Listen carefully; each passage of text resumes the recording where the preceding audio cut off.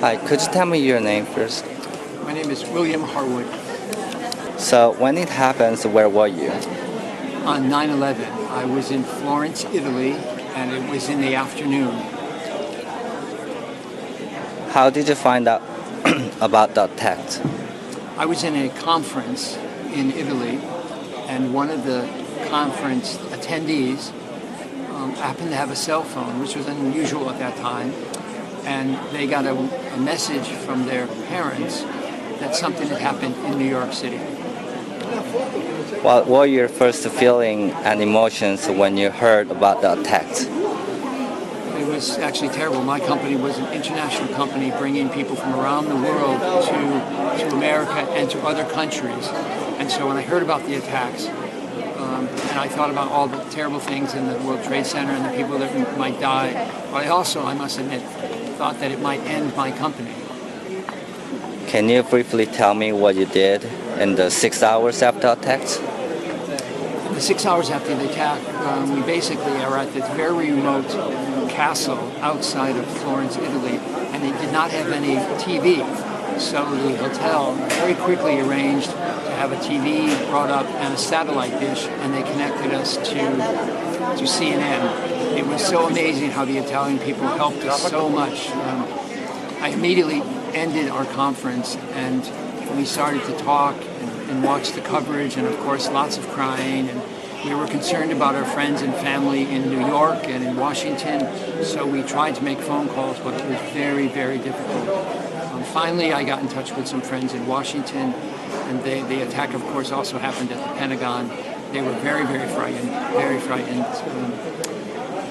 And then we just watched and watched and watched. We just watched and watched and watched the coverage on TV, and became very scared.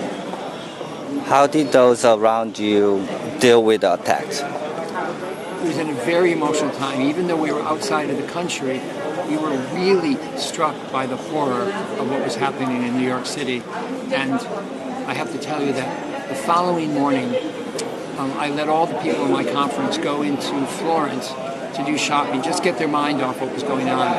And this was only maybe 12 hours after the attack, but in every single business and home along the streets in Florence, there was an American flag. The people of Florence rallied around America, and they even held a parade, a very quiet, solemn parade in honor of the people. It was amazing. Did you know anyone in the towers, like Pentagon or one of the planes? No, fortunately, I did not know anyone that was directly affected in the attacks. I know there were many people. I knew many people in Washington, but no one was in the Pentagon, and I knew no one that was working at the World Trade Center. Have you visited Ground Zero? If yes, how did you feel when you went? So now it's March 2017, and this is the first time that I have been back to Ground Zero. I just couldn't come back. I didn't want to see it. The last time I was at the World Trade Center, I was with a group of young children from Russia who had diabetes, and we had arranged a special trip for them to New York, and we all were on the top of the World Trade Center outside at that time, looking at the beautiful view, and it was too painful for me to come back until today. How do you feel about the idea of rebuilding the towers?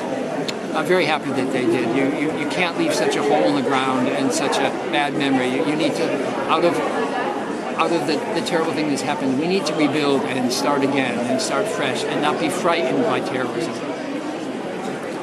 Do you relive the feelings you felt when the attacks actually happened when you see videos or read articles? Absolutely. Again, even though I was not here, I was out of the country, I think in some ways it was more powerful being out of the country, being away from America. I felt very isolated in Italy and very scared. Seeing some of the videos and just being back here, yeah, my heart is sad.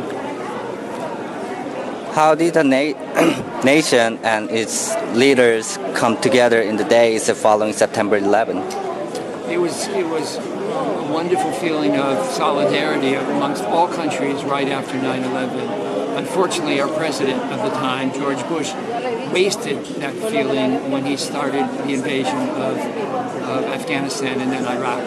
But for the months right after the attack, the entire world was supporting America. What role do you think that passengers, airlines, airports, authorities, and other officers should play in air travel security? I think it's important that we all abide by the rules of the security of being on a plane. Planes have to be safe. I must admit I don't like taking out my shoes or my belt every time I go into a plane, but I realize if it keeps us safe, then it's worth it. What aspects of American life do you think were changed after the 9/11 terrorist attacks? Probably the whole sense of security and privacy. We have much less privacy now. The government has a right to check up on us much more than it did before 9/11, and that I think is very sad. Okay, here's the last question for you.